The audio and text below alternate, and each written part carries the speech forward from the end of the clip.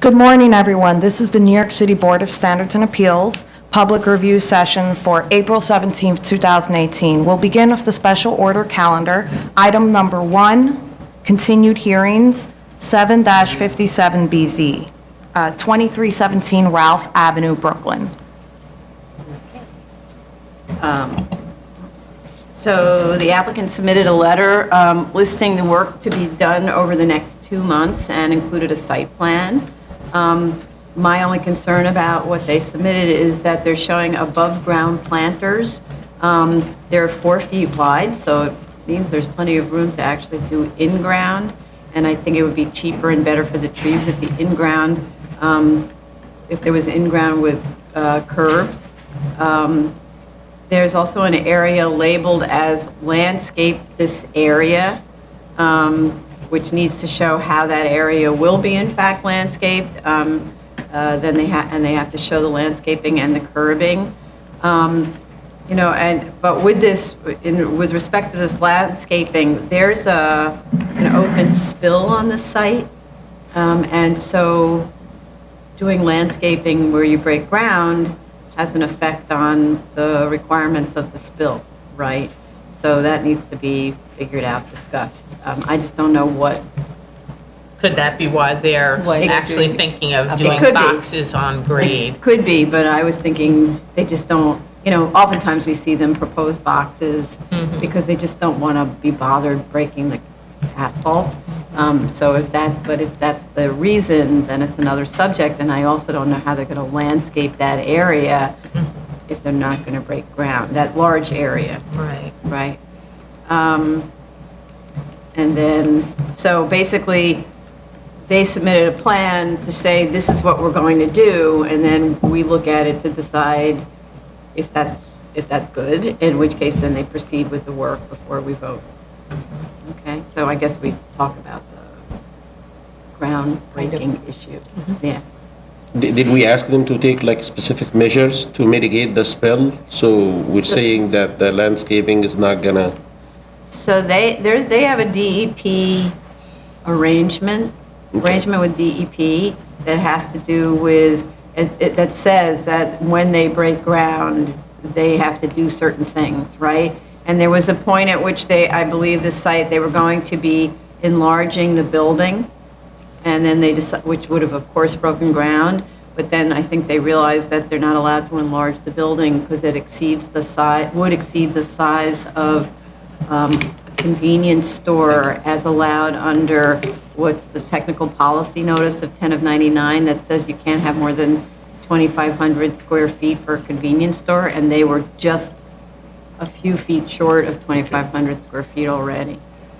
So, okay.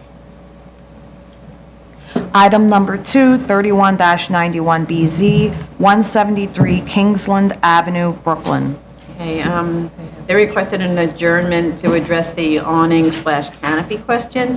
Actually, Kurt sent to me a section from the building code that makes clear that those things are canopies that wrap around a building. So there's a section in the building code that this applicant could rely on. So, and it specifically refers to restaurants with canopies. It says what kind of signage is allowed on them. It doesn't limit it in the same way. It says whatever signage is permitted by zoning. It doesn't say whatever's permitted for an awning by zoning, which would be much more specific. So that's how they could argue with DOB if they think they have a problem with that. Okay. Item number 3, 789-45BZ, 5602 Broadway, Queens. We have proof of service and notice of hearings to officials. Community board recommended approval on condition that there are no parking of vehicles on the street, no blocking of pedestrian access.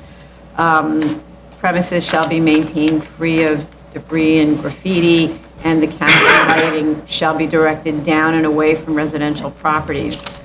Just observing in the photos that the fencing and the wall below it are in really bad condition and need to be repaired. We do have October 3rd fire department sign off on the fire suppression system, And I'm not sure that all of the signs on the site are being shown on the drawings and in the calculation chart, and they need to be. They need to show the location of the lighting on the plans and of the light spread of that lighting. It doesn't matter that there's no official canopy. There is lighting there, that's so.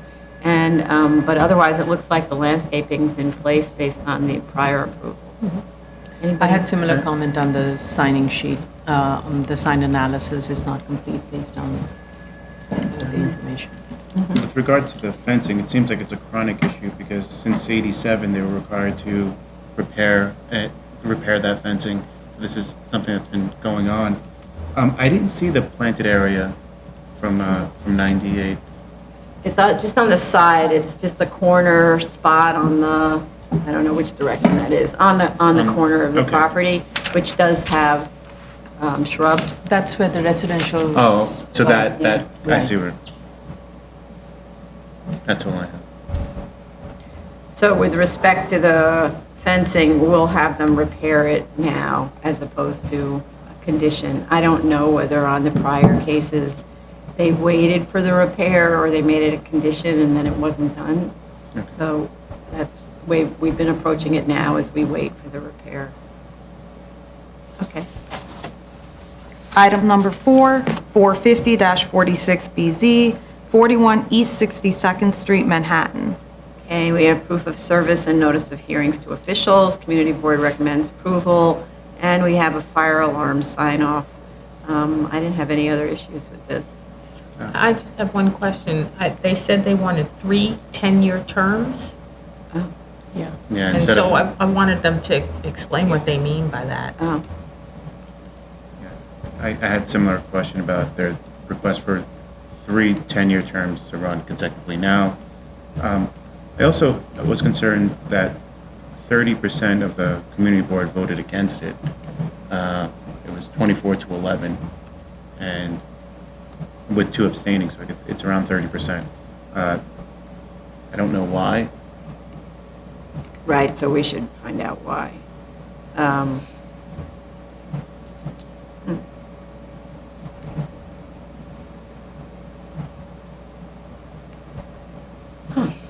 Oh, okay.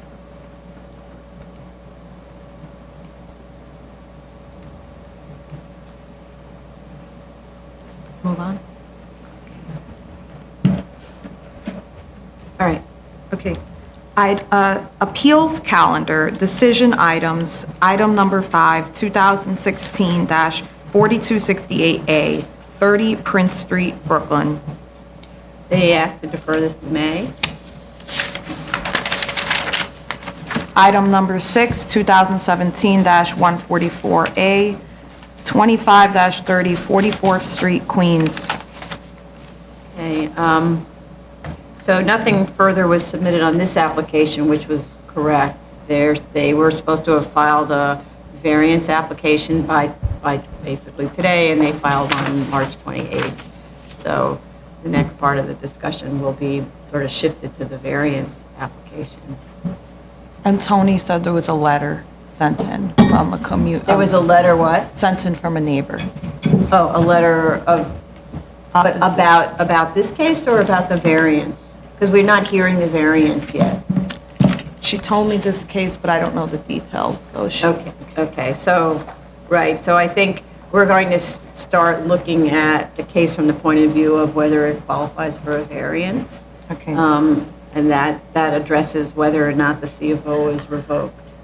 And Right. just for a note, it actually was filed as an amendment to the original variance. Yeah, to amend the Not as a variance. new variance. Right. Right. Item number 7, new cases. Item number 7, 2017-48A, 36 Hardy Street, Staten Island. This has had a kind of troubled filing history, this case. It's kind of one of those things where it's not being prosecuted by someone with experience before the BSA, and you can really see it in the file. With respect to that, I didn't find notice anywhere in the folder. The community board was not notified at the time of the initial filing, So they were only notified now. So they're going to be hearing the case for the first time this week, and the full board will vote in May. It also doesn't appear as if any officials were notified initially or of this hearing, so I'm not sure we can actually hold the hearing. Okay. So we need to reach out to the applicant and see if they have proof of service of anything. But just to go on. Tony said she was reaching out. Yeah, okay. So we do know that the community board just learned about it, right? So I don't know if they even learned there was a hearing. So the scope of this waiver is for a penetration into the bed of 50-foot wide mapped Waverly Place, where a portion of an existing home is already located there. DOT signed off on it. It appears that the project is the enlargement of 2 sets of independent semi-detached homes and their conversion for community facility use. Parking is provided with a curb cut access off of the portion of Waverly Place that will not be obstructed by this building, but I don't see anywhere on the builder's pavement plan how Waverly is going to be terminated. It just sort of dies off, and there's no approach to how the edge of the street's going to be handled. And so that needs to be shown on the builder's pavement plan. And also on Hardy, which is a map street, there are 2 driveways on the site, but no curb cuts to get to them.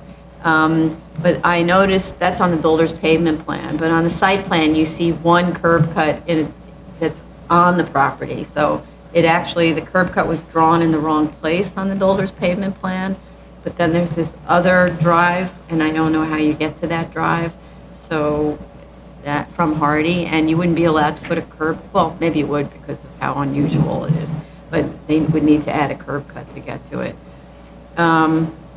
There's a statement in the statement of facts that the proposed project won't increase the degree of noncompliance of the existing buildings. I don't know what the noncompliances are. I didn't understand why that's there, except this may be a boilerplate. The zoning calculation sheet indicates that the project is in compliance, and there are no zoning calculations provided on the floor plans. We're still waiting for DEP sign-off. The last submission by the applicant in response to DEP's letter was March 22nd. Fire department had requirements, and the applicant provided sprinkler drawings, but then in terms of response to fire department, the drawings don't show the distance to the nearest fire hydrant. It shows 13 parking spaces are provided, but they didn't provide the calculations to show how the number was determined. Fire department said that parking spaces per the zoning requirement must be provided. So that's in response to that. Any other comments? No? There's a little confusion. Are they planning on connecting these buildings? Yeah. Yeah. There's sort Because of. it went back and forth, I thought, in the statement of facts, but how big, I didn't really get the understanding what this one building's gonna be or look like.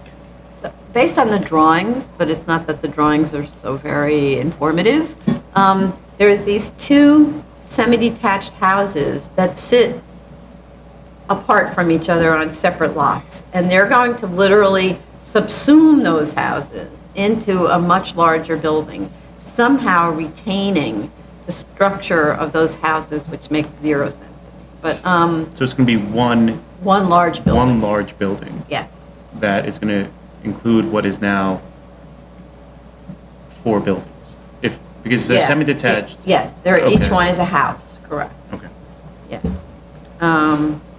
And I believe currently, one of those complex is a community facility, and the other one is Vacant.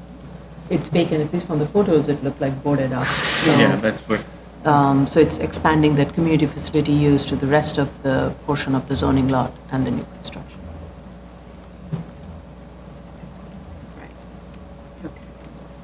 And it looks like they use the back of both buildings for parking. And what's interesting is the C of O for the community facility indicates there are 19 parking spaces, but it's impossible that many spaces would have fit just on this tax lot. So the C of O is probably kind of confused about where the confines of the lot is, because it doesn't acknowledge there's two buildings on the lot or anything like that. So it's a mess. Okay. Zoning calendar, decision items, item number 8, 31-14BZ, 165 Spencer Street, Brooklyn. So we need to defer this still, but it's getting closer. The DEP is going to be inspecting the site and doing air quality testing. Yeah, DEP is asking for approximately 30 days. Okay. Well, we'll give them more. The last time we considered this was in December, so it's better to give them more time. Okay. Item number 9, 105-15BZ, 2102 Avenue Z, Brooklyn. They actually were able to get a CCD1 and a ZRD1 from DOB, so it seems like the experiences of applicants is varied. So we've had 2 successes and 1 not success with this. There's a condition on the CCD1 approval that should become a part of our resolution, which I'll read. The subjected structure has to be, subject structure, has to be provided with dry flood-proof construction to at or above design flood regulation, elevations. Can you read that one more time? Yeah, the subject structure has to be provided with dry flood-proof construction to at or above design flood elevation. Temporary flood shields shall be provided for doors and windows with openings at or below design flood elevation. Proposed work must comply with all other applicable sections, sort of a boilerplate, of resolutions, codes, rules, regulations, and laws. All, you know, everything. Okay. And we do have WRP sign-off as well, so we're good to go, I No believe. Yeah, and the final EAS was received. There's no open secret issues. Okay.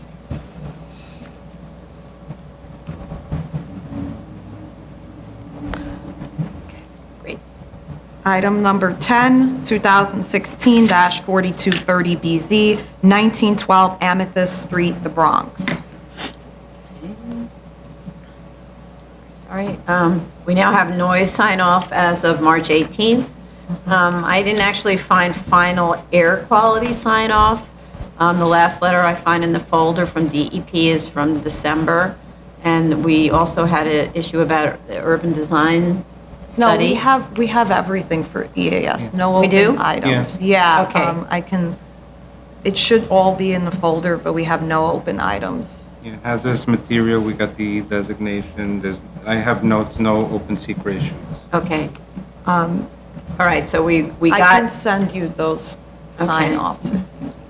okay, so I just, when I go through the folder and I don't find in the interagency the final sign-off, then I don't know.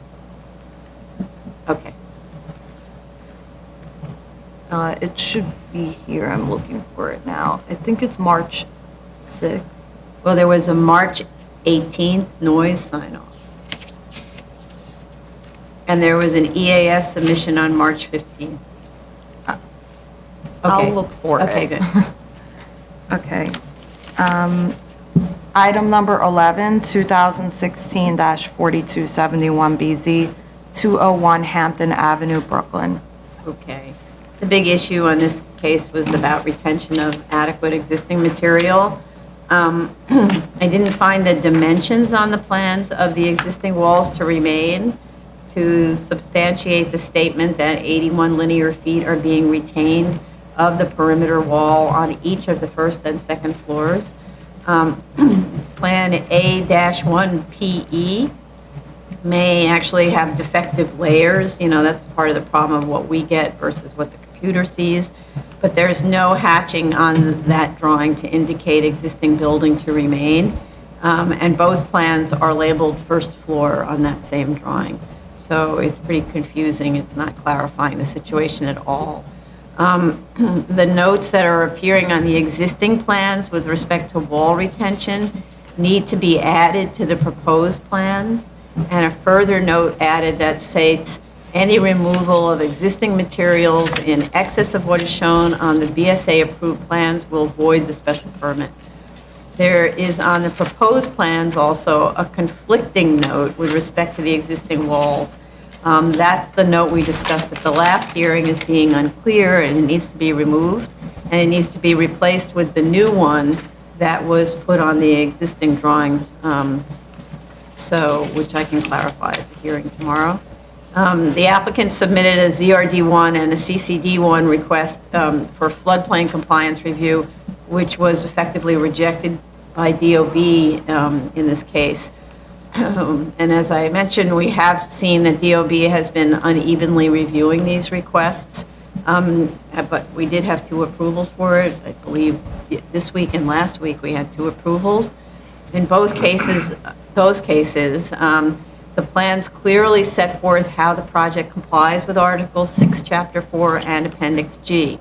So I think the problem with the submission in this case is that the applicant didn't set forth the criteria of the applicable chapters and show how the project complies with each one. Instead, it submitted a set of drawings to DOB and said, does it comply?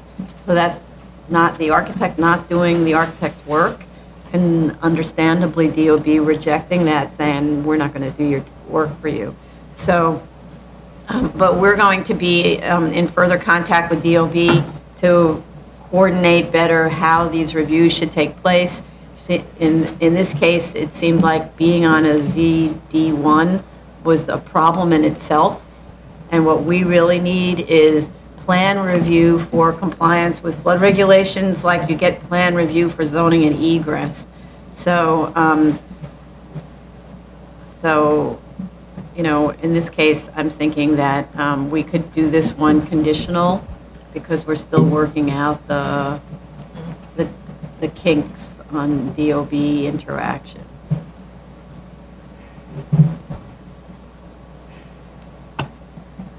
Okay. Item number 12, 2017-221BZ, 1781 Bay Ridge Parkway, Brooklyn. Okay. They have a cover letter that states that lighting plan Z-03 shows, quote, one light on the northwest corner of the site pointed away from the residential properties to the rear, but it actually, there's no way for you to know that from the drawings, right? They do show a photograph of that light, and I guess it's pointed away from the residential properties, but it doesn't have a light shield on it, so I'm not sure how that will prevent spill onto the residences. So, yeah, I just don't understand that. The letter states that the applicant will provide photos of planting to be installed prior to the hearing, so we need to see those before we can decide. Okay, anybody else? No? Item number, continued hearing items. Item number 13, 226-14BZ, 147-02, 76 Road, Queens. They requested an adjournment. They hired new counsel, maybe also a new architect. I'm not sure. Item number 14, 302-14BZ, 45-04 Francis Lewis Boulevard, Queens. And this one, they requested an adjournment. The architect is ill. But they're going to be coming in, actually. Tomorrow? Yes. We Oh. requested, he had been ill, and now he's better, but it prevented him from doing The necessary the necessary submission, so the, But what is he But going to what is he going to come in then?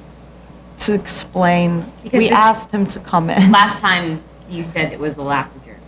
Because, but we didn't know that he was ill, right? So, okay, but was I mean, discussed we didn't know it was that. internally. Okay, I mean, that's the thing, so without any submission, without anything, okay. I think it's just to show good faith that they want to prosecute. Yeah. this case. Exactly, We don't okay. want this to be dismissed. Fair dismissed or enough. denied. So I think they're just out of an abundance of caution, they want to just show up and cough all over us. Okay, Maybe it's item number not to make eight. light of. Maybe it's not good. Yeah, you said that was the last hearing, and then Yeah, there but were yeah, several okay. adjournments, yeah. Okay. Item number 15, 2017-100 BZ, 412 East 90th Street, Manhattan. Scroll here. So there was a March 22 submission in response to DOT comments on March 15th. I'm not sure whether DOT has signed off. DOT has signed off or they, DOT signed off on April 10th, on the traffic. Wait, Well- I have notes from Tracy, if yeah. I may. I have, so, open reviews. I have noise. DEP is reviewing the last submission that was made in response to March 30th DEP letter. A request for expedite was submitted, and DEP gave a promise date of 4/27. Transportation, DOT gave comments on 4/11, emailed to the applicant on 4/12. No, this is, are we sure we're reading the right one? This is Spence. DOT Oh. signed This off. is not, yeah. have No, this- we I'm have all the sorry. sign-offs for Printed this out. one. My This lineup sounds is wrong. different on this. sounds Sorry, I wrong. apologize. Oh, yeah, I yeah, so that's the apologize. problem. So the lineup was The lineup changed on changed. Friday, so you Yeah. have to listen to the number and make sure you're in the right place. Never mind. So wait a minute. So I had that Tracy had an email from DOT but needs a formal letter. Did we No, we got receive- it on Friday. Oh, we did? 13th is when we got the Yes, we DOT got it signed on off. Friday. I remember because I went to Tracy's desk and did a celebratory dance. Oh, there you go. Okay. Yeah, A lot of it's- back and forth with DOT on this case. Yeah. Okay, and then the other thing she's told me is they needed to update the final EAS. Which I think they did. They did? She sent them all of their sign-offs, and I believe they Right. submitted their final Okay. EAS.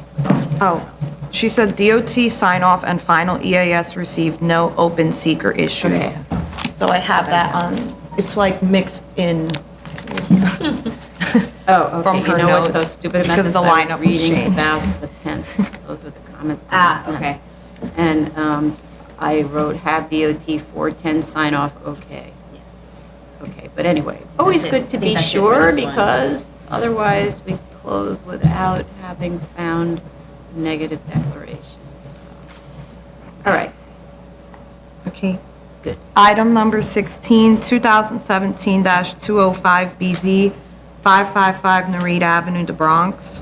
Okay, And then- And 2016-206BZ, 4449 Bronx Boulevard, the Bronx. right, okay. So they did revise the plans to remove the easement area from the affected site, subject to the variance request. We have April 12th DEP air quality and noise sign off, and I just want to make sure that we're good with everything else. Sorry, because the lineup changed, I have to find it. Sure. It was like 20. It was like the very last thing on the morning calendar. Yeah. Oh, okay.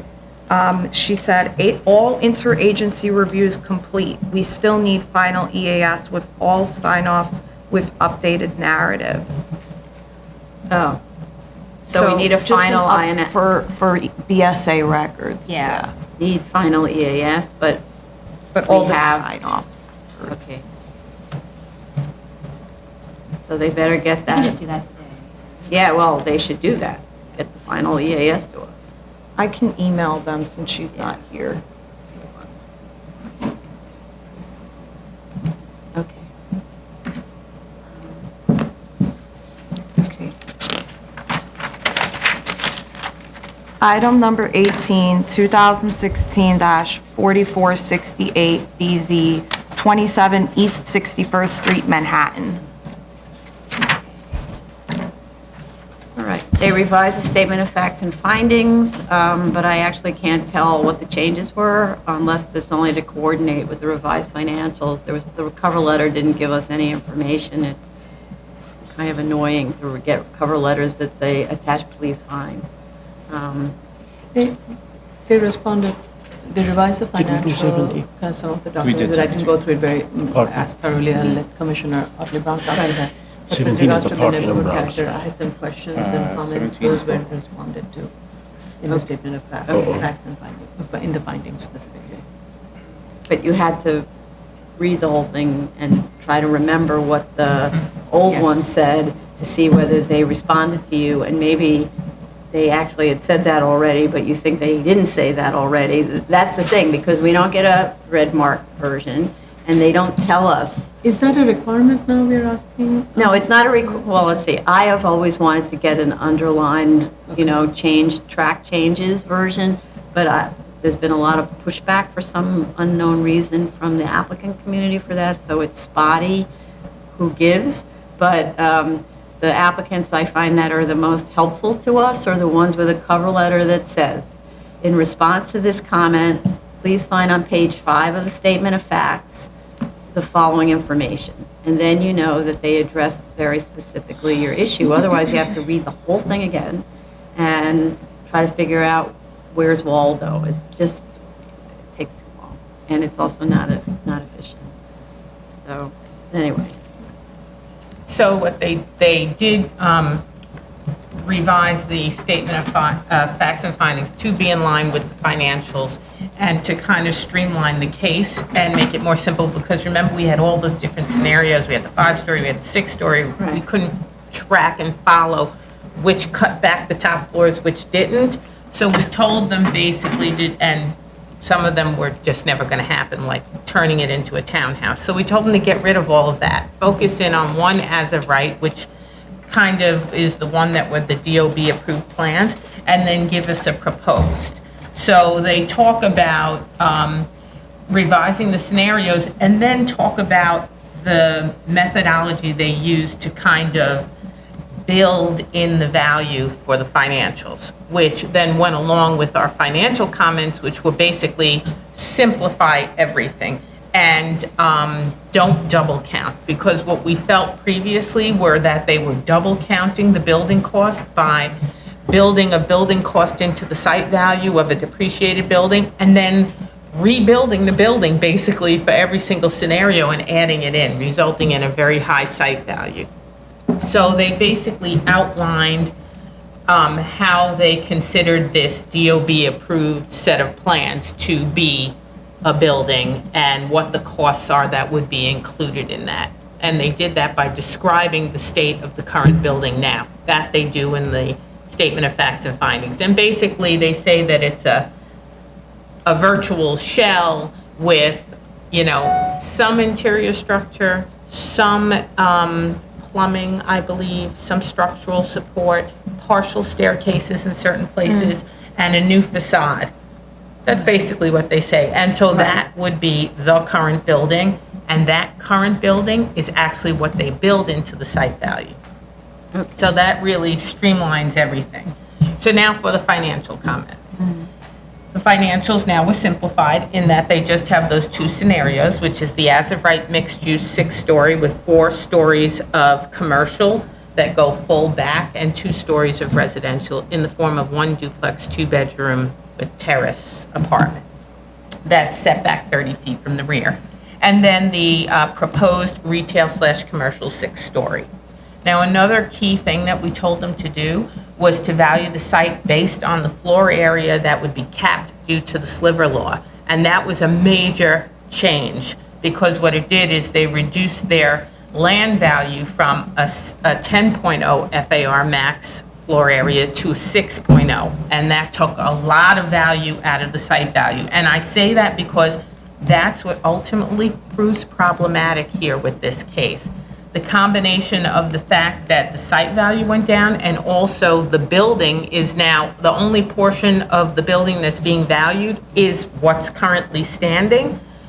The site value went from as much as $17 million in the DOB-approved plans and the proposed of the previous financial report down to $7.7 million.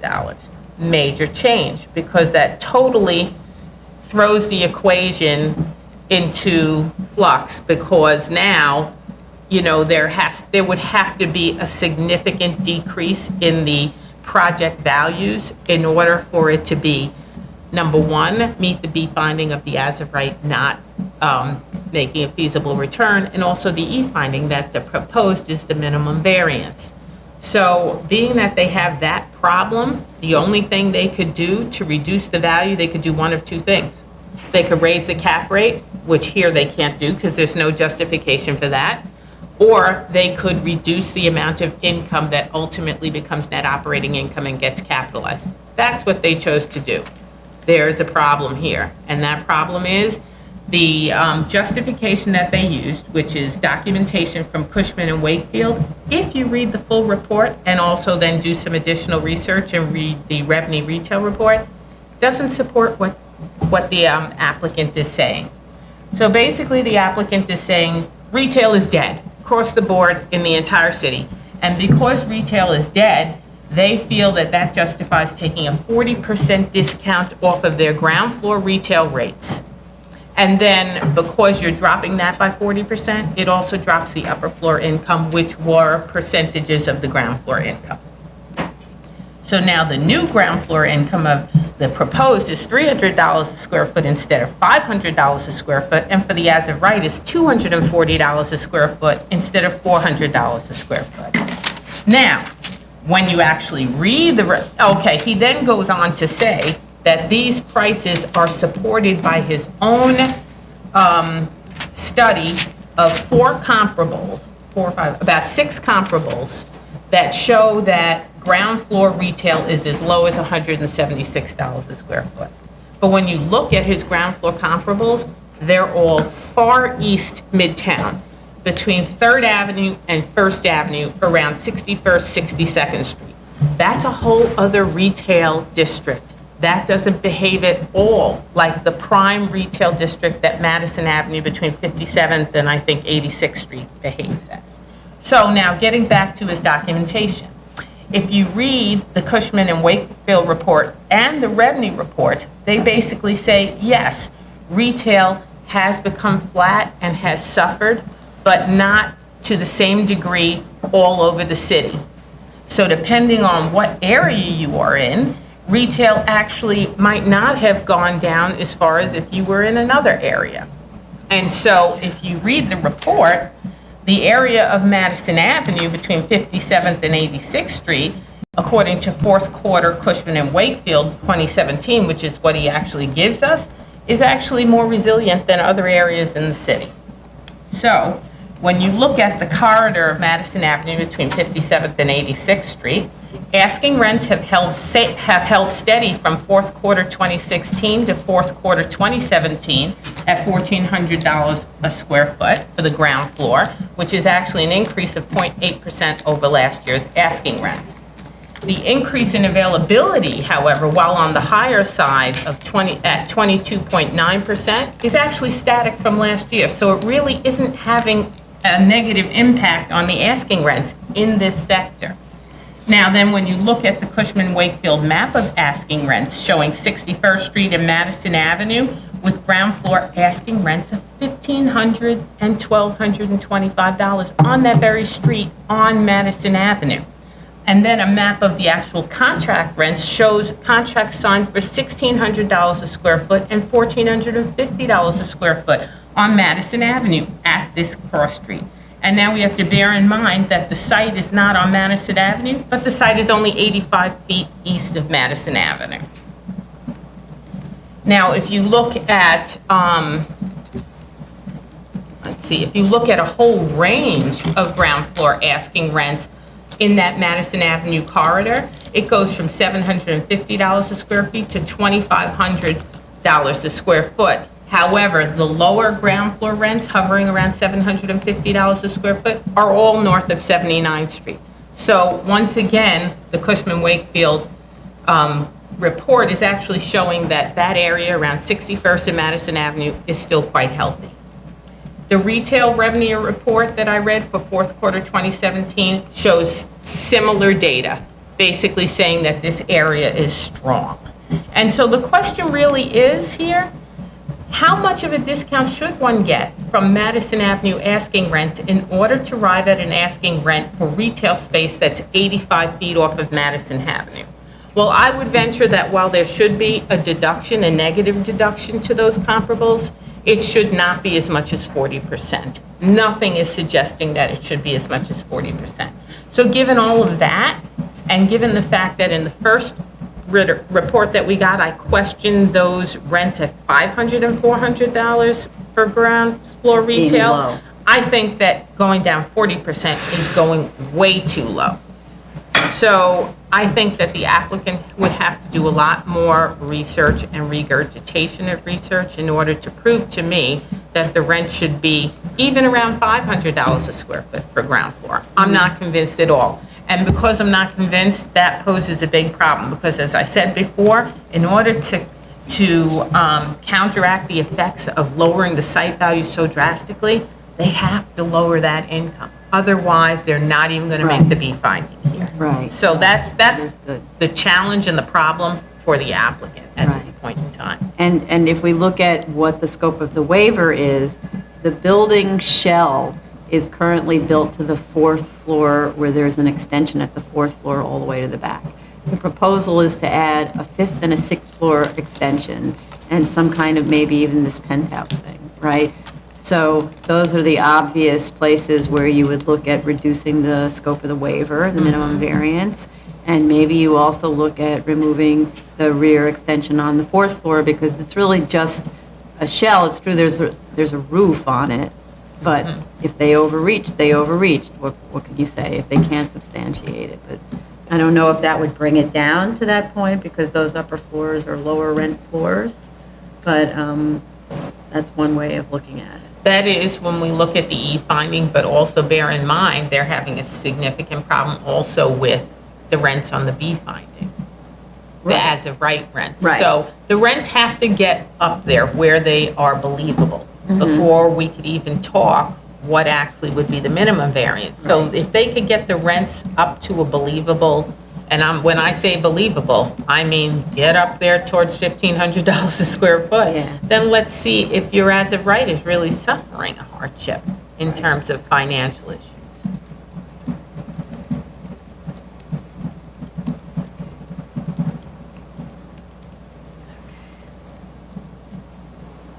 Also, with the as of right, where it's residential above, they're arguing that they can't rent it because of or that it's going to have, not that they can't rent it, what they're arguing is the retail, because of the very tiny frontage you'd have as a result of the access to the residential above, has less marketability, has less value, right? Right. So somehow they need to, after discounting for the 80 feet away, then they need to figure in some discount for frontage. Which or- they do already. Okay. So the scenario, the as-of-right scenario actually is $100 less per square foot for the ground floor, because it is a more constrained ground floor without much visibility. So they do that. They don't have a problem doing that. Okay, right. Okay.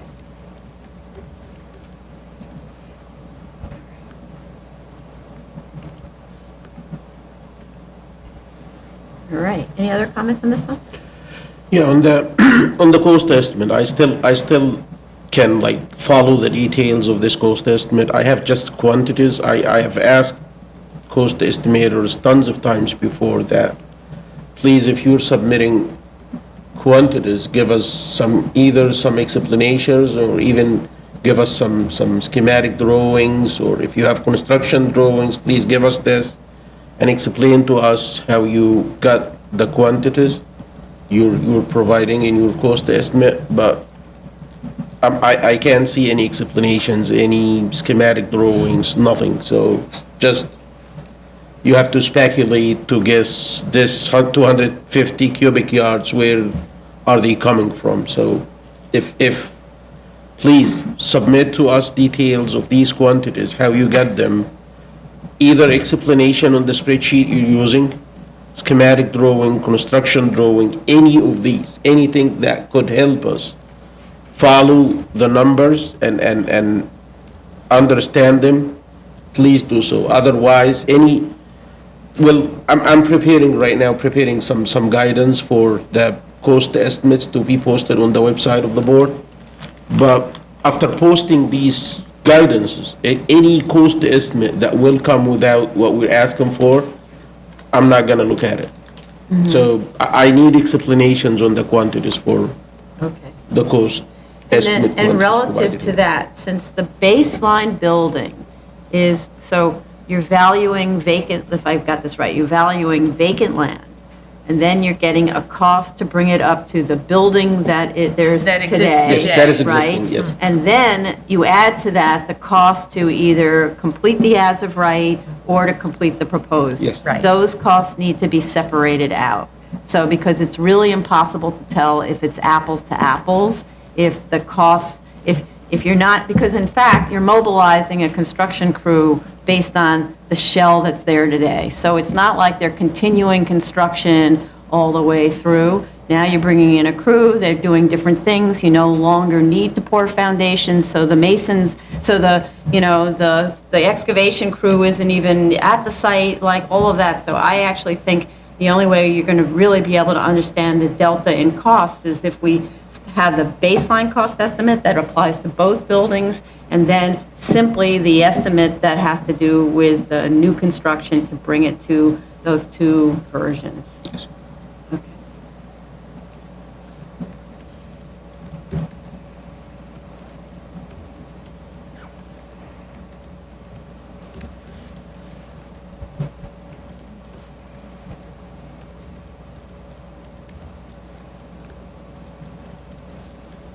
Okay. Okay. Item number 19, 246-15BZ, 1462 62nd Street, Brooklyn. And it's The with next one yeah. also. Okay. And item number 20, 2016-4179BZ, 1462 62nd Street, Brooklyn. Okay. So the BIS still shows 11 open ECB violations, 3 of which were issued on March 18th of this year, 9 open DOB violations, 2 of which were issued in March and April, and tens of thousands of dollars in fines still due. The applicant needs to advise us on the current status of this and bring their expediter to the hearing. That's someone who came last time. It looks like fire department itself filed a complaint on March 5th, asking that DOB inspect for illegal occupancy, which DOB did on March 8th, and issued a violation. There was a March 28th submission of a lease for 24 parking spaces, which do not stipulate for what type of vehicle. And the lease is for 10 renewable one-year terms, so that's basically a one-year lease. We discussed this at the last few hearings. The terms of the lease have to be for a minimum of 12 years and based on options to renew and cancel, and not based on options to renew and cancel at any time. The parking has to be clearly for the buses and must be provided for the life of the use. This whole subject of parking will hold up our decision. We can't move anywhere until we know where the parking goes. And we have, from the environmental, we have air quality sign-off, but need noise sign-off and incorporation of the window wall attenuation information on the plans. We do have DEP CHASP sign-off. DOT has a 4/12/18 additional comment, so that was a recent issuance. Fire department sent us on March 18th inspection reports based on their March 5th inspection, finding many violations. But on March 19th, they re-inspected, and according to their April 3rd letter, those violations were cured and dismissed. But additional violations were issued for fire alarm and certificate of occupancy. But it's great that fire department is actually doing this. Those are my comments. Anybody else? I had a question. Based on the last hearing, I thought the facade work was already underway. And if it is, the notes on the plan, while it may be good, we need to ensure that what is being built, especially with the window wall attenuation, is being addressed to what we would be requiring. So if they can let us know what the specificity of the details of that construction that is underway. If they can provide the specs, that would be good.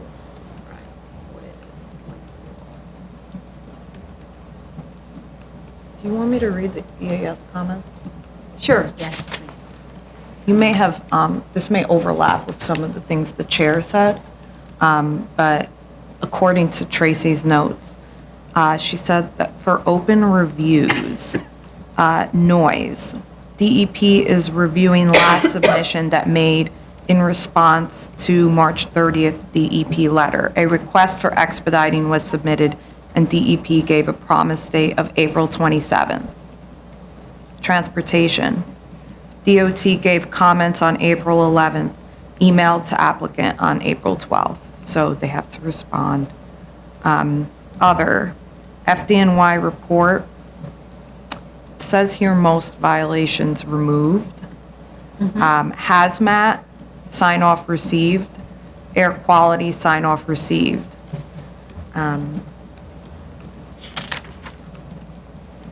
Okay. That's it, great. That's consistent. Item number 21, 2016-4169BZ, 230 Borum Street, Brooklyn. Okay, deeds were provided to show that there has been no common ownership with neighboring properties since prior to 1961. Plans were revised as requested with respect to the facade materials and street wall continuity. We have RAP and CHASP and noise sign-off. Air quality submissions were made on March 1st. That's the only thing I don't know the status. We have all sign-offs. Okay. We have all sign-offs. I'll double-check the folder and email you if it's not in the folder. Anybody else on this one? Okay. Item number 22, 2016-4301BZ, 136 Oxford Street, Brooklyn. This one was mostly about the retention of adequate amount of existing material. There's a note on the drawings that indicate that all joists will be removed and reinstalled from elevation 7.3 and elevation 16.3 to elevation 15.9, so that's lifting them up 8 feet, and 26.9, that's lifting them up 10 feet. And I don't frankly find that credible. When the guys take the joists down, they chuck them. So when they're taking them down to lift them up 10 feet, they chuck them. It's just too much trouble. So I think that in the interest of trying to maintain existing fabric, the existing second floor level, which is already at 16.3, so only 5 inches higher than what is proposed, should just remain. And to be sure we have existing material being retained, that floor should be left as is. The result is then a 10.6 floor-to-floor height at the new thing that's called the first floor, because the actual today's first floor is really will be the cellar, and it'll be a 9-foot floor-to-floor at the thing that's now called the cellar. So it'll be a higher cellar level, but just leaving it in place. That this is coming up as a discussion is different from most of the other houses that we've seen in this situation, because they're not doing a house lift. They're leaving everything in place, and that's what is making it difficult to retain existing material. So we also discussed repeatedly that the attic floor, which houses only a boiler room and is open, and an area that's open to below for the bedroom, and a staircase to get to it, is too prominent in the building and should have been reduced to dormers, since the building towers over its neighbors. We've discussed this many times. I was looking at the original submission, which was actually closer to that. It had a much lower roof, and it had this sort of house plopped on top of it. And so the criticism then was make those look more like dormers instead of like a house flew through the air and dropped on top of the house. And instead, the architect went and created this very large roof line, which makes it so tall compared to all the neighbors. We also asked, and again, we have a set of demolition drawings that Darrell can provide. I believe this is Darrell's case, right? That is, we're using as the standard now, because the kinds of drawings that the architects are providing to indicate retention of material and removal is really all over the place, and this one uses strange hatching systems and all that's very hard to follow. So they really need to provide classic demo drawings to make clear what is being removed and retained.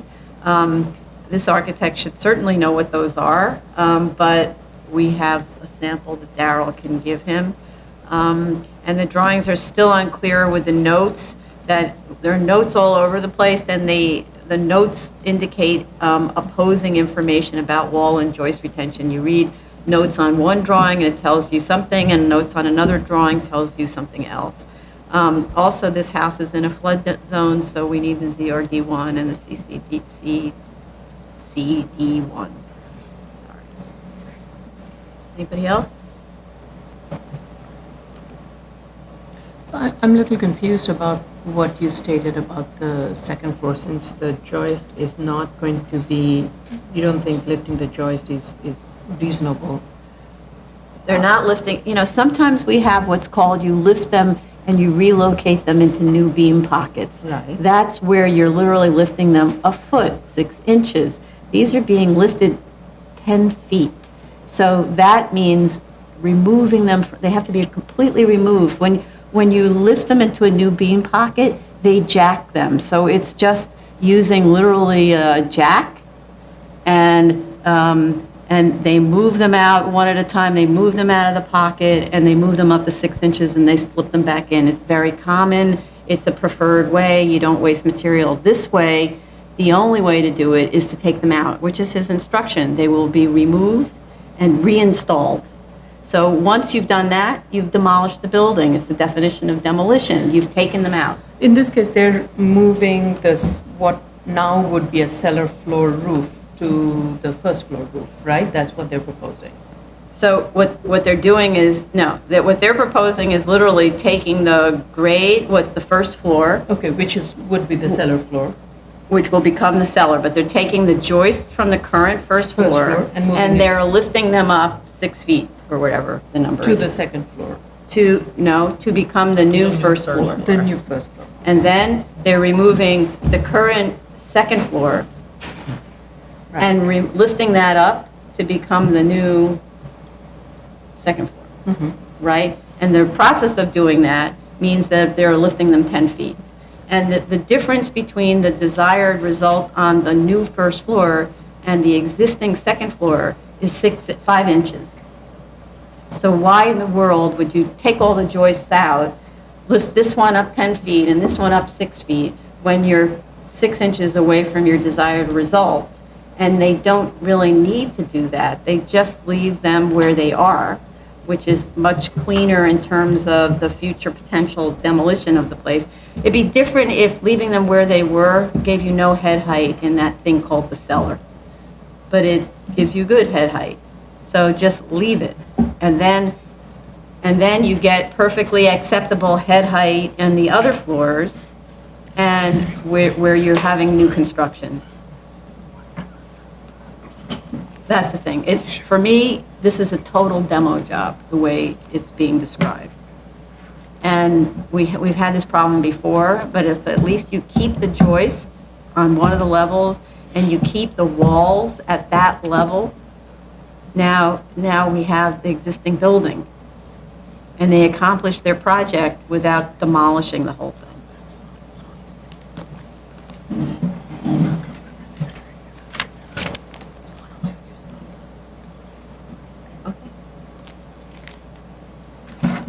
Item number 23, 2016-4347BC, 1605 Oriental Boulevard, Brooklyn. This was adjourned for not submitting in time.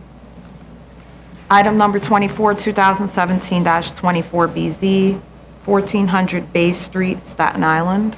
Okay, photos were provided showing landscaping and the curbing in place, the fencing corrected, extraneous signs and strange objects which couldn't be described removed.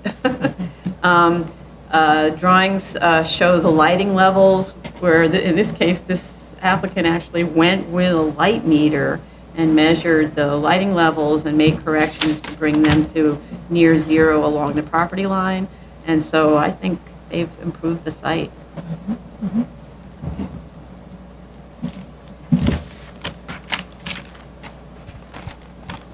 Item number 25, 2017-216BZ, 411 Wales Avenue, the Bronx. I think most issues were addressed in the submissions. The cover letter pickup and drop-off times, though, don't match the operational plan, or maybe I just misunderstand what they're getting at when they summarize it sort of quickly in the statement of facts. The operational plan is internally inconsistent also, which states both that arrivals occur from 7 a.m. to 7:35 a.m. and dismissals from 3:50 to 4:15 p.m. But on page 14, but the chart on page 20 states that school actually starts at 7:15. So maybe that's because it's allowing for kids to be late, or, I don't know what the situation is, but they're not clarifying that, and we seem to have a range. And the reason the range matters is because there's a school across the street, well, not exactly across the street, it's really a school behind. They keep talking about it as across the street, but relative to drop-offs, it's kind of up the street. But the issue of the buses conflicting with each other, and that's why they're representing that they'll start earlier and end later, and therefore there won't be a conflict with the other school buses. I'm just curious, that's an early start time for a school, and now you're making the kids stay even later. Is that a pedagogical decision or a bus driver decision, in which case that's a lot of really tired kids, and maybe isn't They that serve hard on the parents? They serve breakfast Yeah. at 7:15, so I think it's part of the whole. Right, but almost all schools have breakfast programs. So, and I just don't know whether this is throwing everyone out of bed abnormally early to meet the sort of site criteria, or if it's a pedagogical decision. Because the school could say, we want kids here earlier and stay later because that's good for how we teach them, et cetera. I don't know. That's why I just wanted to make sure they're not being driven by the driver as opposed to. Chair, I think Yeah. the last year, I think they mentioned that they start earlier and start later as part of they plan of how they like, that's part of their motto. That's their motto, okay, so it's pedagogical, okay. With respect to the control of the intersections by crossing guards, that was the only thing I actually had a question about. So I had asked at the last hearing, because we had another example of this, I think on, maybe that was Jerome Avenue, where the school had a really difficult crossing situation from the subway. And so the school told us that they would have a crossing guard actually at the subway station to walk with the kids, because it was a really difficult crossing. So I was asking the same about this one, where they are not proposing to put crossing guards on Southern Boulevard and St. Mary's. But, and they reasoned that, the reason they don't need to do that, because it's older kids and caregivers who will be coming from the subway. But isn't that the case on all the crossings? And so they put a crossing guard even where they're controlled intersections. I understand why there wouldn't be a crossing guard there would be a crossing guard at an uncontrolled, like there's no stop sign, there's no hatching in the street or whatever, but they're actually putting crossing guards at all of the crosses that are opposite the school, but not the one that has to do with the subway, and so, which is only a block away. So that's my question. I'm trying to understand how they came up with that. As I was reviewing that, I was thinking of the situation near where I live. Subway is 2 blocks from all the schools that are located. And the crossing guards are not located where the subway is. It is actually located the closest intersection to the school, which is similar to this, 1 block away from the subway intersections. And it's high school, middle school, kindergarten, all of them crossing and coming from that path. So I don't know if that determination is made by the school, and this is a public school that I'm talking about in my neighborhood. Mm-hmm. I don't know if that's a determination made by the school or the education department, or is it the DOT? And I think because I remember when I was on the community board, that had come up, and DOT had recommended that a school guard be located at that location, and it was not necessary to be anywhere else. Mm-hmm. I could be wrong, but I think it would be just helpful for the applicant to clarify that as to who asks for that crossing guard and. But these are school-provided guards. These are the teachers who are Yes. escorts, yeah. I thought they go I mean, through if it's a proper if training. it's a pub, oh, do they go through training? Yeah, maybe they go through training. I think they Yeah, go yeah, through training, right. they're part of, yeah. Yeah, yeah, that's, okay, training as opposed to wearing a uniform, though. Yeah.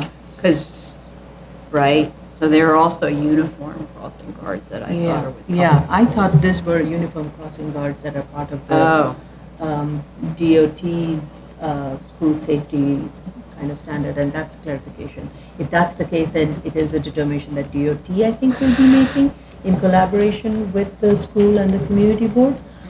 If it's otherwise, then that's a different question. yeah, okay, all right, fair. We have some EAS. Yeah, EAS comment, right. Open issues is transportation. We still need the final DOT sign off. We also need we have hazmat and air quality E designation was accepted. Oh, okay. What's the E for hazmat? Hazmat and air quality. And air quality. E487 assigned for hazmat material and window limitations. Noise sign off was received, and school safety was received with curb cut removal. Was approved or received? The sign off was Sign off. we received Sign the off, okay, school safety sign. And just to note that we have a tentative, it says that there's a promise date of today, hopefully for the DOT, but. DOT what? DOT? it Final says sign-off for The final transportation. sign-off for the Okay. transportation. But, you know, I have not received it as of yet, but we'll follow up until tomorrow. Okay, good. But they will need, just for note for the applicant, that once the DOT sign-off is received, we need the final EAS. Okay, so we still need final EAS. And we do need, okay, the drawings are very complete, so they make reference to the SSDS and the vapor barrier and the closed window conditions, so that's really good, but that's also going to be part of our official conditions, right? Right, okay.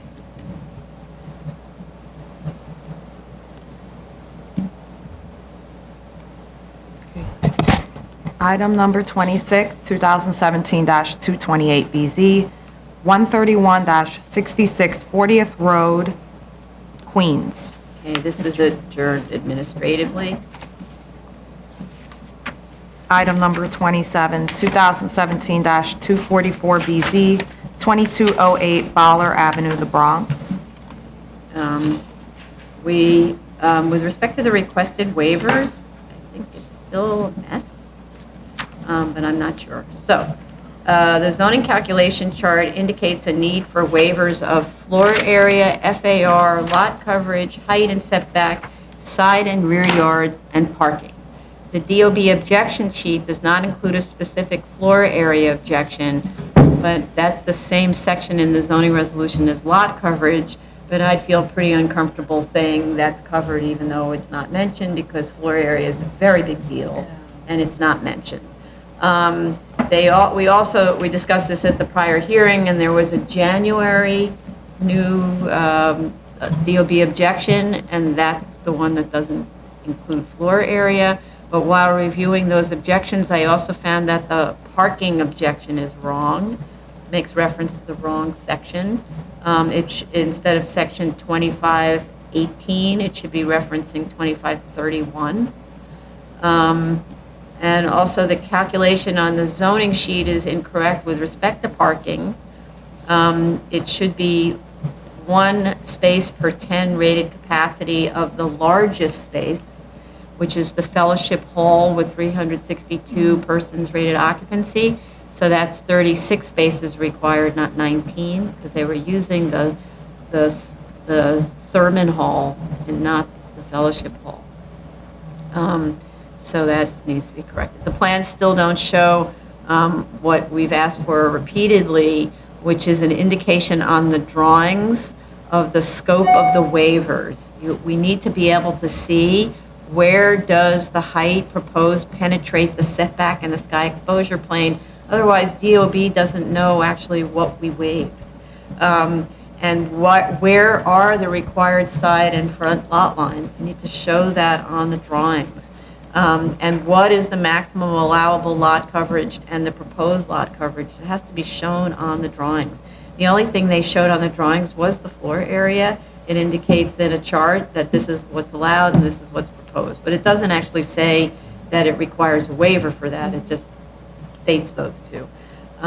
We've been asking for this repeatedly, so it's pretty frustrating that the architect can't. Maybe bring the architect here in case they haven't been coming, so we can have a direct line of conversation. We also asked that at the roof plan, in fact, definitely bring the architect if possible. We asked that the roof plan, sections, and elevations make clear where the stair, elevator, and mechanical bulkheads are and what their heights are.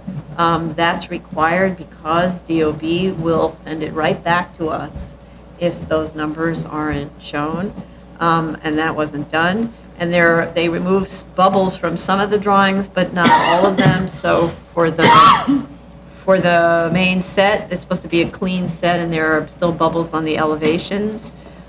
With respect to the parking area, parking waiver, what was giving us comfort was this idea that Co-op City already has this parking lot, right? But what they, and when we said, show us some deal that you've got with the parking lot, they sent us a photocopy of, a photograph of something posted on the wall that says that everybody in the neighborhood gets a discount on parking. That's not going to be able, unless they can make the findings for the CPC House of Worship special permit that would not require parking, which I don't think they can, then we need to have something that's a formal agreement with the Co-op City parking garage. And there was an EAS that was just provided in March for the first time, so. Yeah, they are hiring a new consultant to reformat the EAS and to respond to the staff comments that was dated on March 28th. So who, say that again? They hired a new consultant? They're in the process of hiring a Okay. consultant. The application still needs WRP and LPC after the EAS is being reformatted. And the current version of the EAS is under DEP review for noise.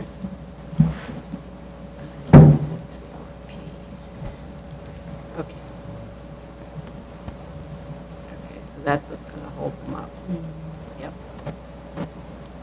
And the LPC is just because it's ground disturbance for archaeological, right?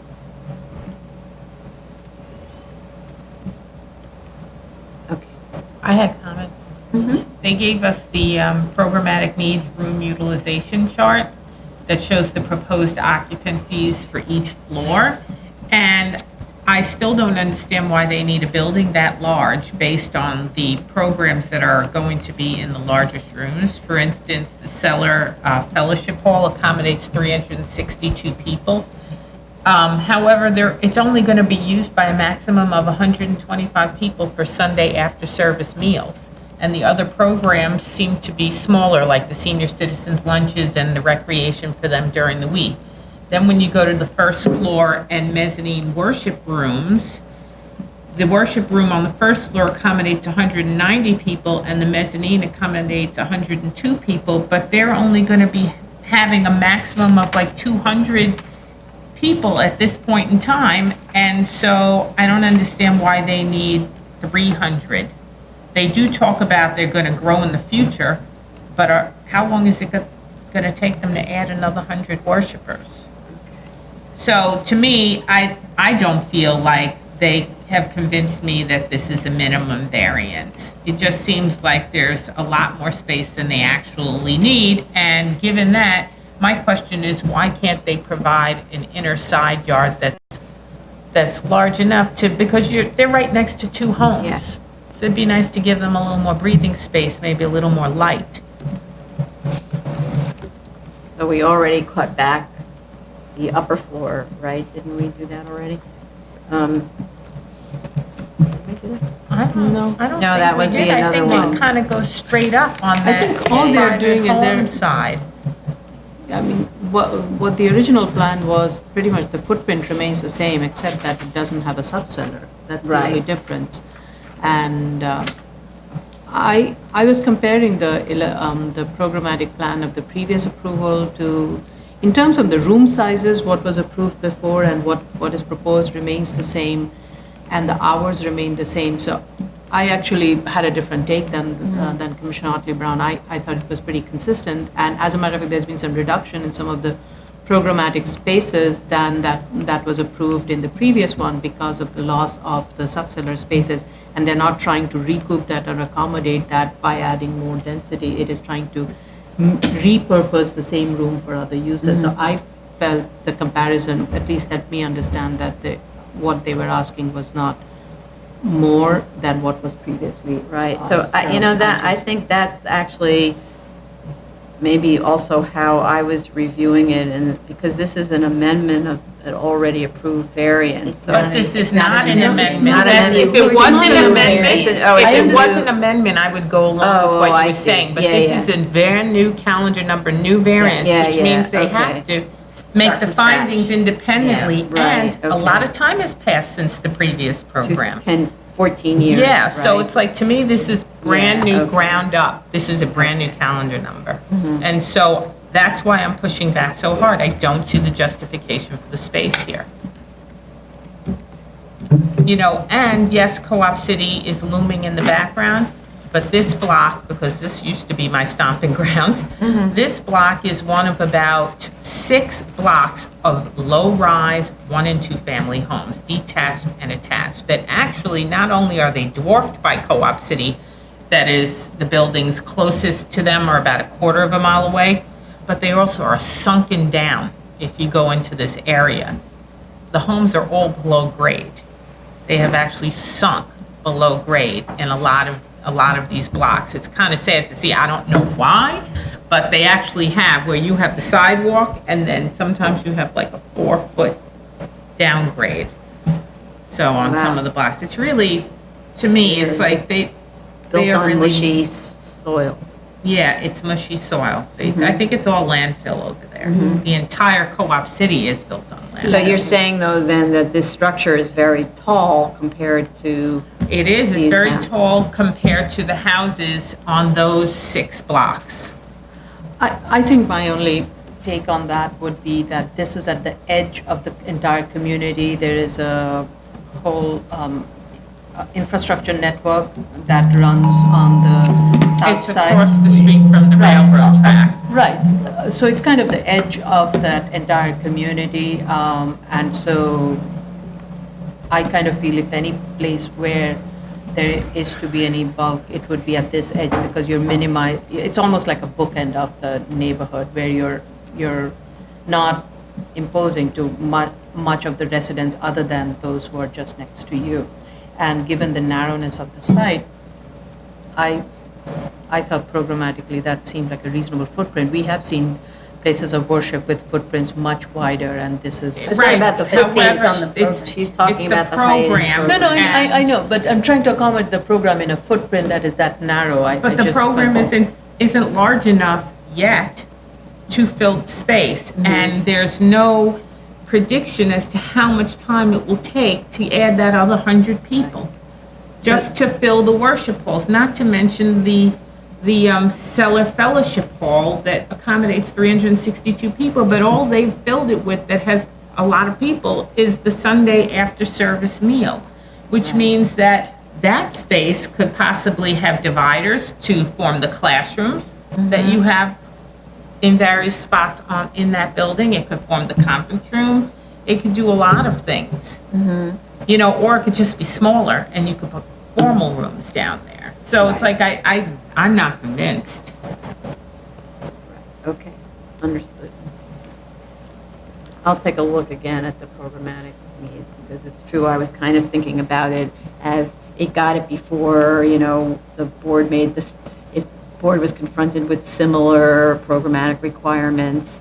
They didn't increase the size of the building. I do admit that I wasn't looking at it from a scratch perspective. and that it seemed like they had just come back with, you know, a new, like, trendier design, or that's it, 14 years later, a 2018, or whatever, 2016 design. Okay. New cases. Item number 1, 280-13BZ, 36-18 Main Street, Queens. This is a complex project. We have proof of service of initial application to officials. However, I don't find proof of hearing to officials and neighbors, although we do have 2 letters of objection, so it must be there somewhere, but I couldn't find it. This application was first filed in 2013 as a combination use variance, FAA height waiver, parking reduction, and PCE application. It was subsequently broke down into an FAA height waiver, which was granted in June of 2017 under calendar number 2017-61, and the current application. The community board expressed some concern about this confusion and may have wanted to hear the application again. I was actually confused by the community board's confusion. So I'd like to know what the status is of that. They reached out, I think it was in January, to both the applicant and to Tony Matias, and I don't know what the outcome of either outreach was. On the original package application filed in 2013, the community board recommended conditional approval with 2 opposed, stating a request by the owner for a DOT, the condition would be that the owner requests from DOT a traffic light and study for the intersection of 36th Avenue and Prince Street, and the owner to accept associated responsibility for doing that, for them to perform an in-depth study and reevaluation of the egress at the ramp and entrance and U-turn at Interior Island. I actually don't know what these are referring to. Additionally, a notice to be added to respond to the BSA that due to the many requests for a decrease in parking requirements, a zoning study should be performed to consider instituting parking requirements similar to those of a C44. So Senator Tony Avella opposes the parking waiver. We have 1 letter of objection and 1 letter in support. So, sorry, we have 2, sorry, I want to just correct my statement earlier. It was 2 letters of interest. 1 was in favor and 1 was opposed. And for the PCE, we have Department of Investigation sign-off. There's an error in the statement of facts with respect to the hours of the PCE. I believe it should be 6 a.m. to 12 a.m., not 12 p.m., otherwise it's not doing anything in the afternoon. Statement of facts states that a portion, I don't know why so many people have trouble understanding that midnight is actually a.m. Well, I think it was only for the locker room, right? Right, no, but And we the see bathrooms, these it's like- mistakes often in these applications where people don't understand that at noon you go to a P and at midnight you go to an A. But anyway, never mind. I thought it would be really inconvenient for people not to be able to use the locker room. The statement of fact states that a portion of the PCE will be located on the roof of the 3rd floor. And then you, what do you know? And then you look at the drawings where the spa like spills onto this roof, super luxurious with kids' pools and adults' pools, but rooftop PCEs, well, I don't know about above the 3rd floor, they're only permitted in C47, C52, et cetera, et cetera, et cetera, and this is a C42 or C43. So I don't know what to tell you, but that roof has to be used for something else. The buildings are currently under construction. This roof attaches to the spa and to the medical facility building, not to the hotel, where arguably is the better attachment place.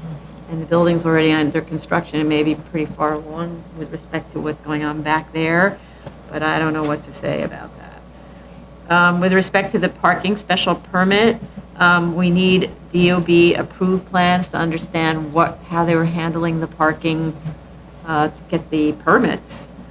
Because it looks like there is unutilized space on both the Main Street and the Prince Street sides at the cellar and subcellar. that could accommodate a few more spaces, and why not just provide them? The parking demand study indicates, based on using Flushing Commons EIS data, that there is peak demand of only 153 spaces at this site. Unfortunately, that project isn't completed, so we can't test the EIS assumptions. They use a different analysis for patient and staff medical use than we see most of the time. So I'm not sure on what that's based. They didn't actually give us that kind of backup material. They just gave us a chart that says this is the Flushing Commons utilization rates, but they didn't tell us how they came to those conclusions. Because it's different than, well, it obviously should be different than like Domino, because it's a completely different neighborhood where driving is different and so on. But Domino has much higher parking utilization, which is confusing because it's Domino, where more people arguably are coming by subway. But, or let's say fewer people have cars.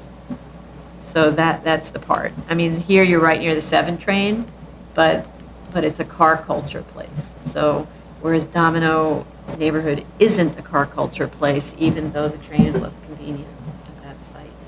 So I don't know.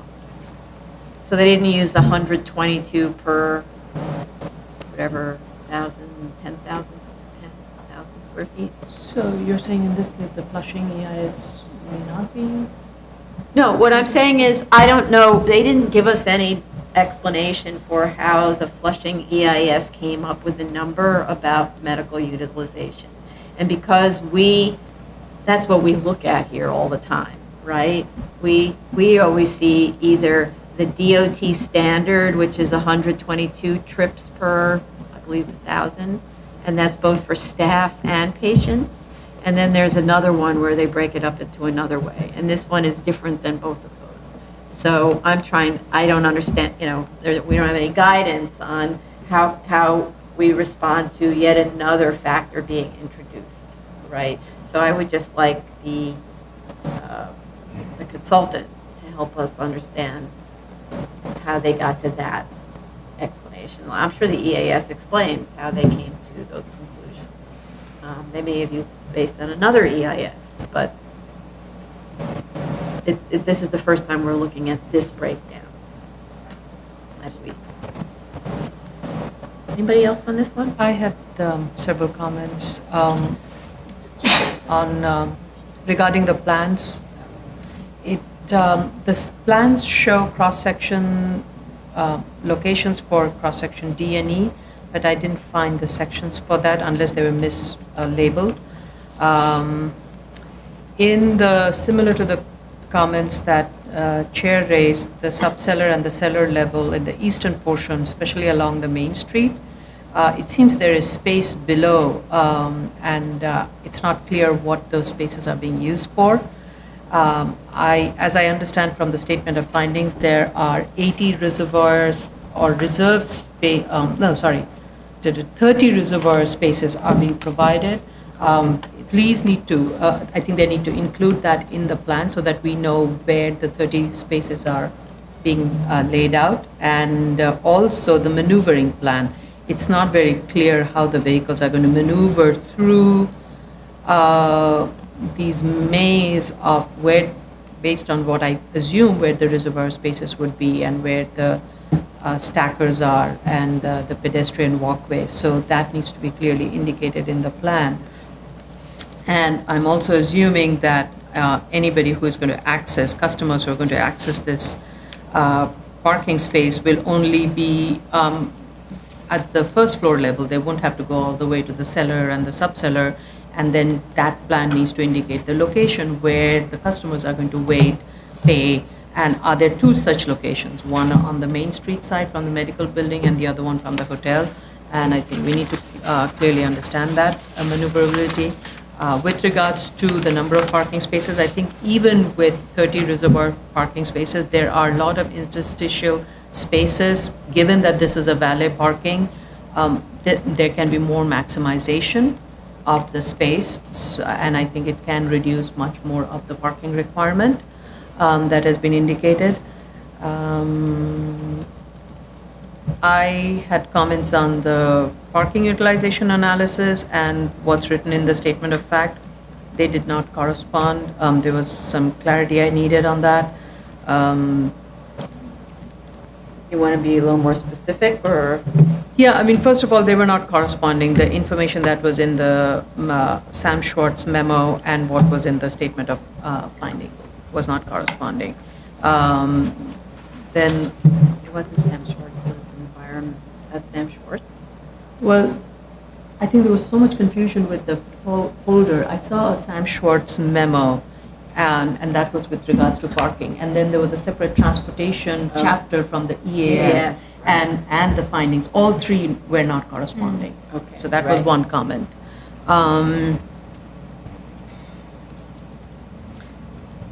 Because some of the trips that were identified in Table 2B do not correspond with the chart and vice versa.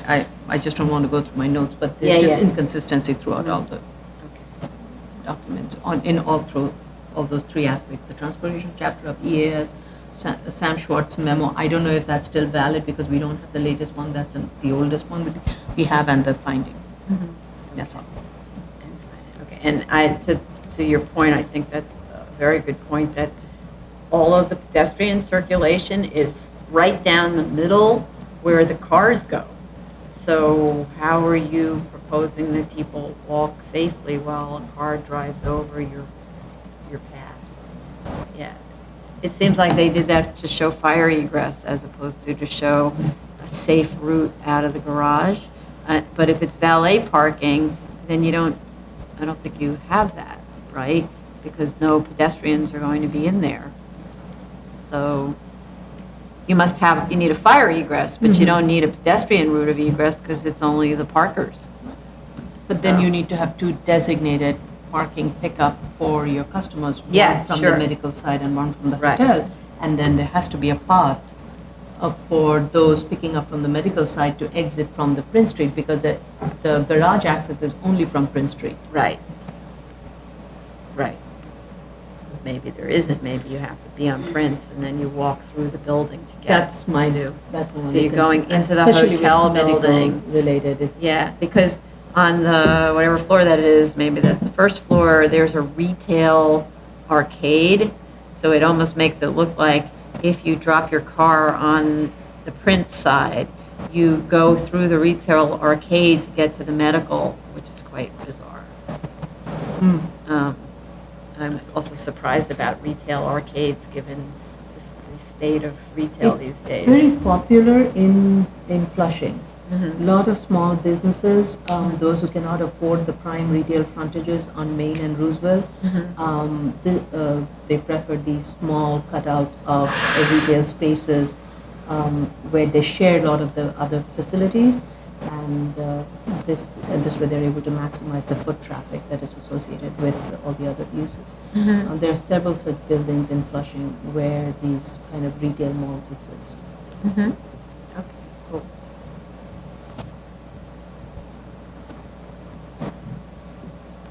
That's it. Okay.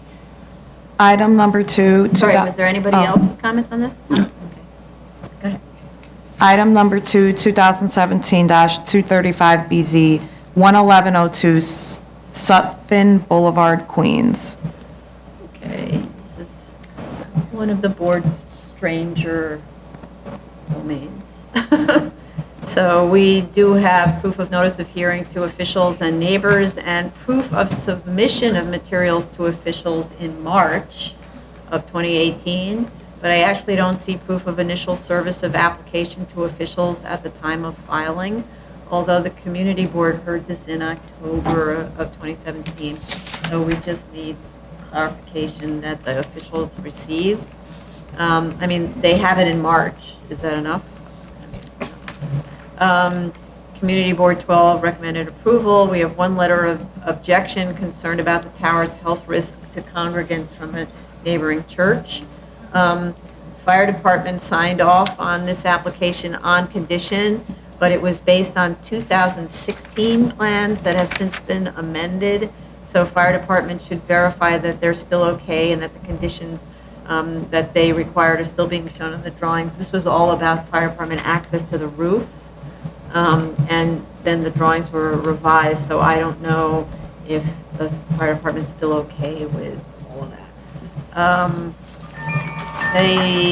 I'd like the applicant to provide more information on the actual number of panels versus antennae.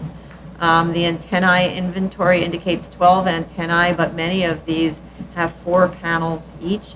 Not sure the difference between a panel and an antenna. They should provide a clear diagram showing the location of each panel, the mounting heights, etc. They did these plots about electromagnetic frequency levels, and they plotted one at height 53 feet that states that the maximum permissible exposure levels that are above general population and occupational limits are within the building's rooftop area. So we had an application like this pretty recently, and the question is, if workers come to the roof to make repairs to the equipment, are they exposed? At what level, I'd like to know, above grade, do these maximum permissible exposure levels climb to the level of general population maximums? And also, do the exposure readings take into account other equipment that's already on the roof? I saw that they were moving some satellite dishes and things like that. We had an experience on another application where it's actually the satellite dish, which is really hot. So it's not your typical TV satellite from some property, some tenant. It was a satellite dish being used for some kind of communication system, and it was actually one of the hottest things on the roof. So did it take into account that other equipment on the roof or within the immediate area of this roof? And were readings taken on site to determine the baseline? And then with respect to that clock tower, what's the material of the clock tower? What is wrapping around it? Is it enclosed on 4 sides? They only showed us 2 elevations. Why doesn't the enclosure go down all the way to the roof level so it actually looks more like a clock tower than a cell tower with a clock on top of it, sort of, kind of. So why not a clock on all 4 sides? Come on, you can actually afford a clock on all 4 sides. And how do you address the impact on the character of the residential neighborhood, which is actually a finding we can make in this case. It is the tallest structure for a very long distance in the neighborhood. So I'd like to know what establishes the height of the structure, because why does it need to be this high if we don't see these kinds of towers in other low-scale residential districts? Why does it need to be this tall in this one? And those were my comments. I just want to just bring to the board's attention that the community board had reached out to us, and they may have issued that recommendation in error.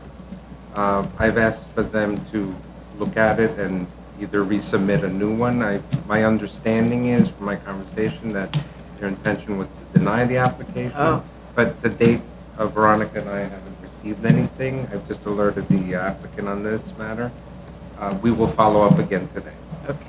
There's also, I had some concerns with there are residential properties to the west of the tower, and I'd like to know how that tower is going to affect those properties with shadows, etc.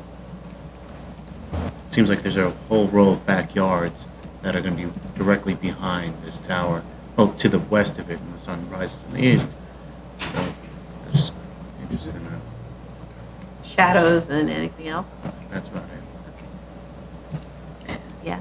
Yeah, they submitted, we didn't need to get this, but they submitted to us structural analysis for the platform elements and the supporting elements in the existing building.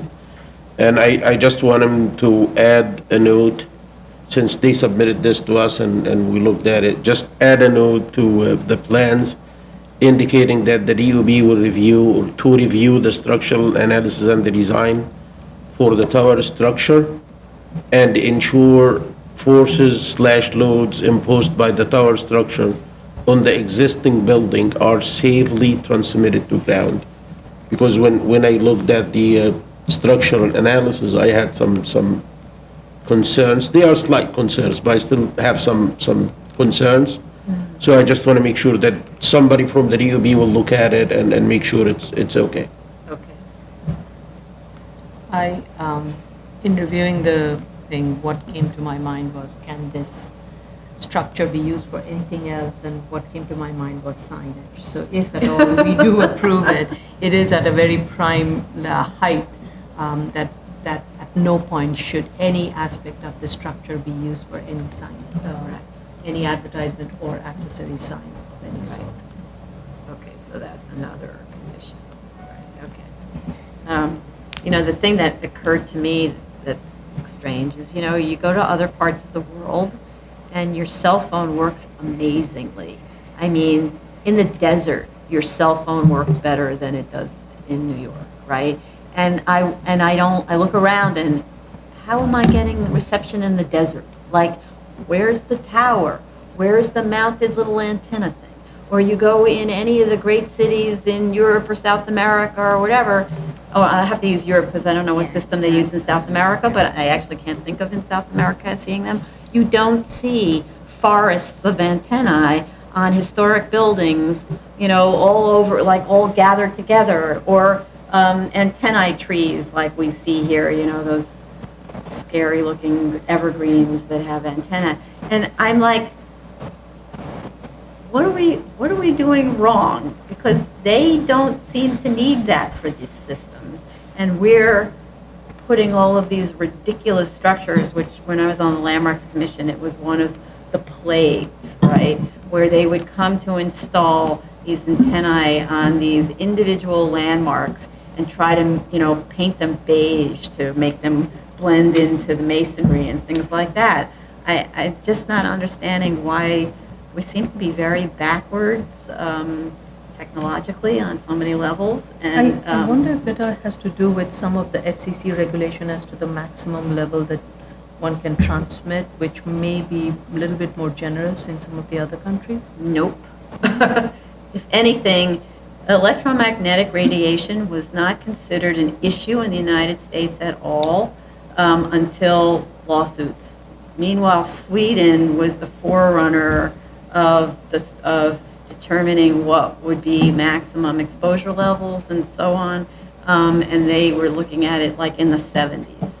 So if anything, Europe is much further ahead than we are on lots of things, but it's also that our cell systems use different, they function on a different basis entirely, which is one reason it's quite Probably difficult why. to use your phone when you're in another country, right? So, yeah, expensive. Oh, I'm sorry.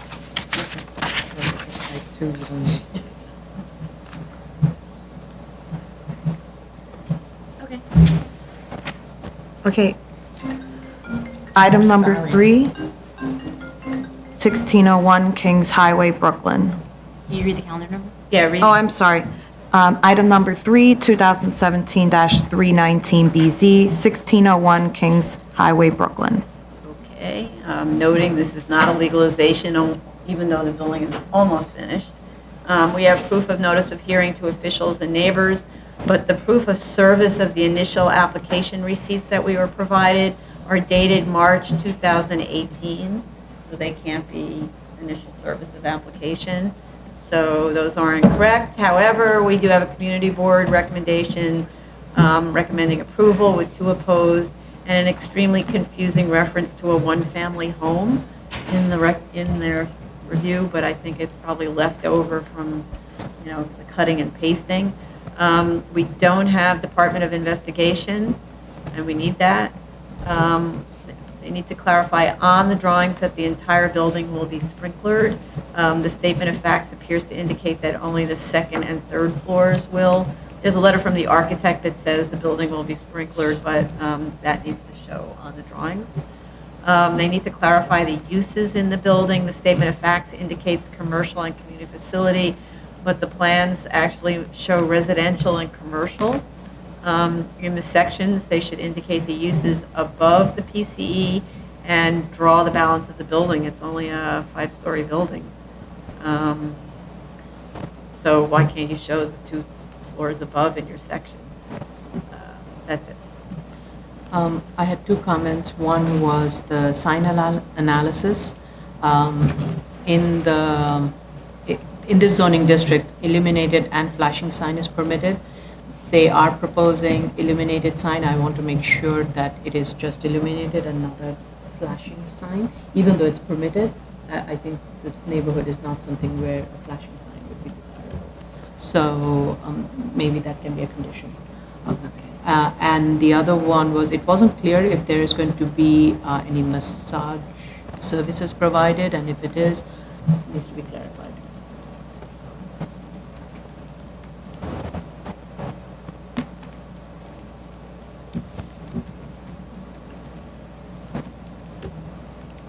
But they haven't opened yet, so we wouldn't be able to get the licenses. No, I'm not asking Yeah, you the license. I know, I understand, Yeah. I'm just Yeah. saying. Sorry. Okay. All right.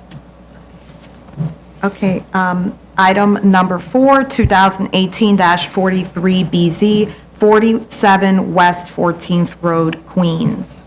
Okay, so this is a special permit under the Build It Back program, requesting waiver of the waterfront yard regulations. They also request a waiver of the BSA rules of procedure. The statement of facts indicates that there's a waiver of visual mitigation elements of section 64-61 also needed, but the drawings don't indicate that that's required. A front porch and plantings are being provided, so I think that might be an error now, or we need to No, I don't think coordinate. so. They can't provide a stair change that they need.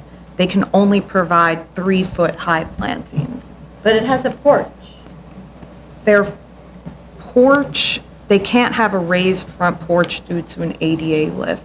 The porch doesn't, I don't believe the porch meets the exact specifications of what the visual mitigation requirements are in 6461. Okay, so they weren't clear at all about how they don't meet it, so, okay. So I'd like them to just discuss that at the hearing. Okay. Because there's both a porch and there's planting, so I thought that normally would be okay. So I think their porch, the level that it's at is not the correct level that it should be. That's why it doesn't qualify as a visual mitigation element, but they can explain that.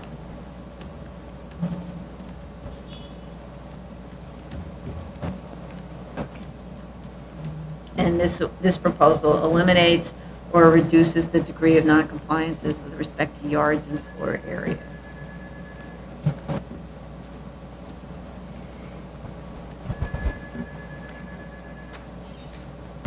Okay, item number 5, 2018-44BZ, 643 Beach 66th Street, Queens. Okay, this is another special permit under the Build It Back program for front yard waiver. They also request a waiver of the BSA rules of procedure. The proposal opts to maintain an existing 3-foot side yard, but to do that, because of the modular dimensions of the prefab building, it must impose on the required front yard by 3 foot 6 inches, since this is a 33 by 100 corner lot with a 10-foot front yard requirement. There are no other non-compliances proposed. Item number 6, 2018-45BZ, 318 Colony Avenue, Staten Island. And finally, another special permit under the Build It Back program for a lot of things, front, side, and rear yard regulations, and a waiver of the BSA rules of procedure. The proposal reduces the degree of non-compliances with respect to rear and front yards, but increases side yard non-compliances, since the lot is only 33 by 59, and it's a modular building, and there's nowhere to put it. So, And they're also requesting visual mitigation. and visual mitigation. Oh, okay. And they have a reasonable accommodation request for an ADA lift, which prevents them from providing the visual mitigation element. I thought that the visual mitigation descriptions are kind of confusing. They sort of go on, and then so you don't really know, and then it doesn't show on the drawings, the non-compliance. And I look at the drawings to say, okay, it's non-compliance. Do you think, would you want revised plans by tomorrow if they could be If they provided? could do it, I think it'll help them at DOB, because the drawings don't show that they don't have compliance with visual mitigation anywhere. The chart doesn't show it either. Okay, And so there is nowhere for DOB to say, okay, BSA waived this thing. It's only written up in very long prose in the cover letter, right? okay. So, I'll see if they can make the changes by tomorrow. okay, that would be good for both of those. Would be good. For purposes of programming tomorrow, are we hearing Build It Back first? We can, yeah. I think we should, Clear. which we usually Yeah. do. We don't, I mean, these, I don't think these are very long, well, maybe this is the second one. I just want to be Okay. explicit about it. Yeah, okay. Okay. Okay. Jill. Oh, this concludes the public review session for April 17th, 2017. Thank you.